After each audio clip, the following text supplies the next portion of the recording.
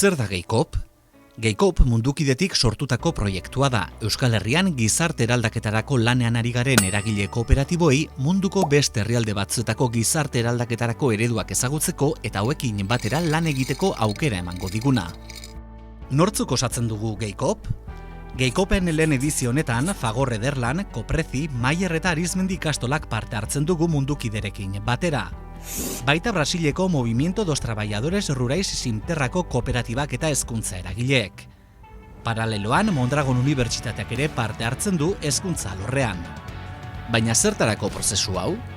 GEICOP proiektuaren helburua gizarte eraldaketaren begirada zabaltzea da.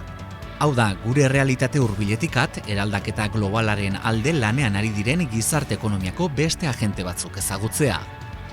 Munduak gaur egun dituen larrialde hauek dimentsio unibertsala daukate eta beraz, ez dira ez hemengoak ez hangoak. Denoi eragiten digute eta horregatik ezin dugu era lokalean soilik eragin, ezinbestean elkarlanean erantzun behar diegu. Hau guztia lortzeko bi errealitateren arteko zubilana proposatzen du GEICOPek. Zein izango da ibilbidea?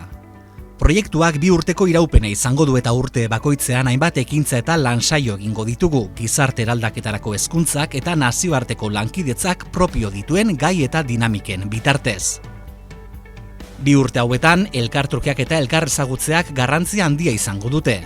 Horregatik, kooperatiba bakoitzak egingo duen barne lanaz gain, berebiziko garrantzia izango du kooperatiben arteko elkartrukeak ere. Bisio globala emateko, Euskal Herrian GEICOP osatzen dugun kideok Brasilen MST-ko kooperatibak bisitatuko ditugu, munduko mugimendu sozial handienaren antolakuntza, ekonomia eta hezkuntza eredua ezagutzeko eta identifikatutako erronka amankomunen inguruan hausnartzeko. Handik bueltan Brasiletik ekarritako ikaspenak martxan jarriko ditugu, eta azken fasean Brasilgo MST-ko kiden bisita jasoko dugu gure esperientzia kooperatiboa bertatik bertara ezagutu, guztion artean partekatu eta gure inguruan gizarteratzeko. Arizmendiarrietak esan zuen bezala mundua ez zaigu eman soilik kontenplatzeko, eraldatzeko baizik. Ideia horretan baitu honek guztiak hasiera.